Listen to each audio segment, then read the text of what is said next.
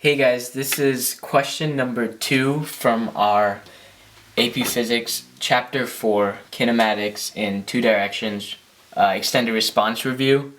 And this is question number, I believe it's 81 in your Physics by Night textbook. So we're just going to get started. The question reads, an archer standing on a 15-degree slope shoots an arrow 20 degrees above the horizontal. How far down the slope does the arrow hit if it is shot with a speed of 50 meters per second from 1.75 meters above the ground? Okay, so the first thing I'm going to do is just draw out a pictorial representation of what's going on. So right now we've got this hill. So I'm going to go ahead and draw this hill. Looks something like that. It's pretty ridiculous, but for the sake of the drawing, why not?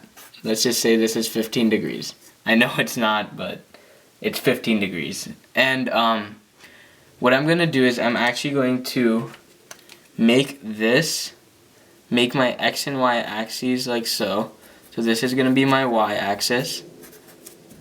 And this across is going to be my x-axis.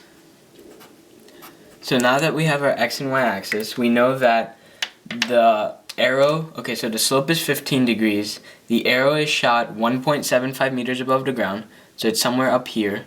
And it's shot at a 20-degree angle above the horizontal.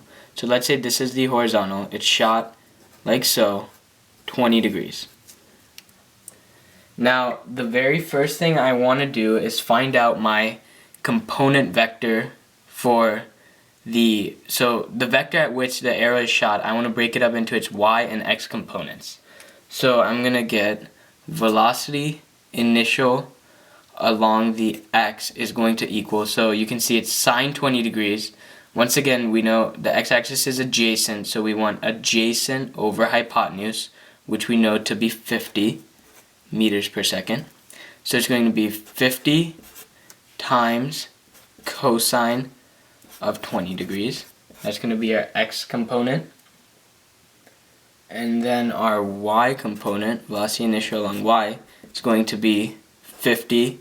Just change it from cosine to sine since it's opposite over hypotenuse, 20 degrees. Now, once we've found those two things, I'm going to just mess around with these angles real quick. So if this is 15 degrees, this has to be 90. And if that is 90, then whatever angle this is, this has to be 15 as well, along here. So making this one have to be 75, right? So 80, 90. And since I know that this is 15 degrees, I can set up a relationship where I have the tangent. So I'm going to make this in a different color. This is pretty important.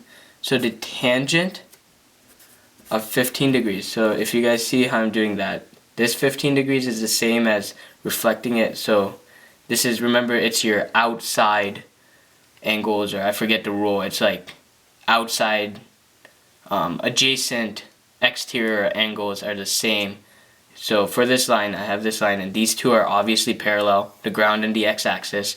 So it would be like interior, adjacent angles are the same. So I've got this, and they both are going to be 15. Now, tangent, if you remember, it is TOA, so it's opposite over adjacent. So it's going to be some value opposite. So it's going to be some value opposite. This is going to be my opposite over the adjacent. Something like that. So actually it's going to be a triangle like that. Sorry, it's just, I drew it wrong, but this triangle right here, opposite over adjacent.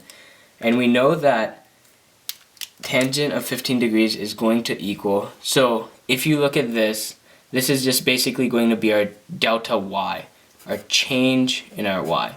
Because, see, it starts 1.75 above, but we're going to take into account for that in our kinematic equation. So don't worry too much about that, but this distance is delta y, and this one is delta x.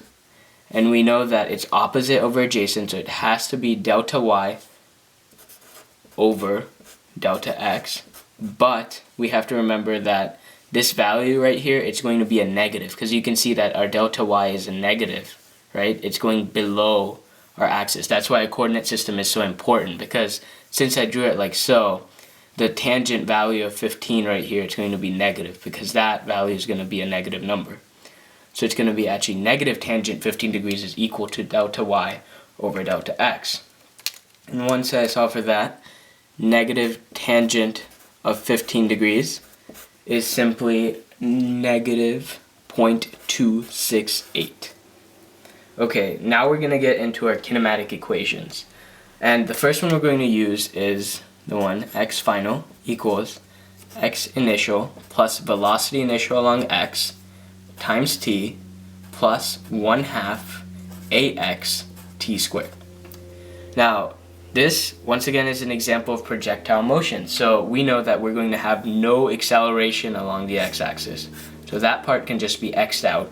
And we can fill in our thing. So we want x final, because this is basically going to be our x final and y final.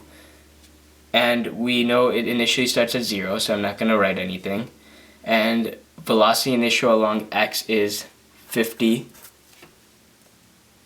cosine of 20 degrees multiplied by time. And now we're going to do the same thing for our y. I'm going to just write it in a different color. So y final equals y initial plus velocity initial along yt minus 1/2 gt squared. Because if you remember, this is projectile motion, and our acceleration along the y is just going to be g, and it's a negative quantity, so I made that negative. And now this is where that 1.75 comes into play, because if you remember, we did not start at the origin for y. We started 1.75 meters above. So I'm going to put a 1.75 right there. And our velocity initial y, we solve for that over here, which is 50 sine 20 degrees multiplied by time minus 5t squared. Because if you remember, g is 10, and 1/2 of 10 is 5, so negative 5t squared. Now that we have yf and y final and x final, we can plug them in over here, because our delta y and delta x is nothing but our y final and our x final. So I'm going to go ahead here and I'm going to say negative 0.268, because remember, that's just our negative tangent 15, is going to equal, so delta y over delta x, because remember, it's TOA, opposite over adjacent, so it's going to be 1.75. And remember, our yf and xf, we still haven't solved, but we kept it in terms of t, and we're going to go ahead and plug those in here. So 1.75 plus 50 sine 20, so 50 sine 20 is actually, so it's going to be plus 17.10t minus 5t squared divided by, and then our change in f, so 50 cosine 20 is 46.98t.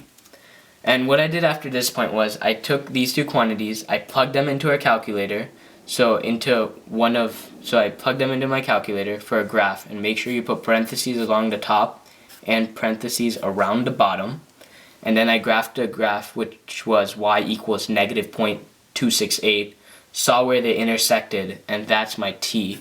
So you should get t equals 6.0 seconds. And that's what I got. I know in our instructor's solutions he had a little bit higher time. It was like 6.2, but remember, this is where that 5% error comes into play. So I got time equals 6 seconds. Now all we need to do is plug this time component back into here in order to get our x final and y final. So our x final, if you plug 6 into that up there, you should get 281.9 meters. And your y final, if you plug the 6 into this right here, you should get negative 75.7 meters. Now, if you guys look at this, all that gave you was, it gives you the x final, so it's giving you this quantity, which is 281.9, and it gave you this y right here, which is negative 75.7 meters. But what we want is the slope. So if you guys think about it like a triangle, which it is, I'm going to take, this is the hypotenuse, so a squared plus b squared equals c squared. So a squared, so it's going to be the square root of 281.9 squared plus negative 75.7 squared. Square root of all that is going to give you the actual length the arrow travels, and I believe it's like 293 meters. Once again, I know the answer our instructor gave us was 297, but remember it falls into that percent error, and as long as you did all this work right, showed that you started with your knowns, make sure you draw the coordinate system and specify what it is, because you're going to get 2 easy points off of that. And then write out your base equations, then plug in numbers. Make sure you write out this base equation as well, and you guys should get full points for our test tomorrow. And good luck.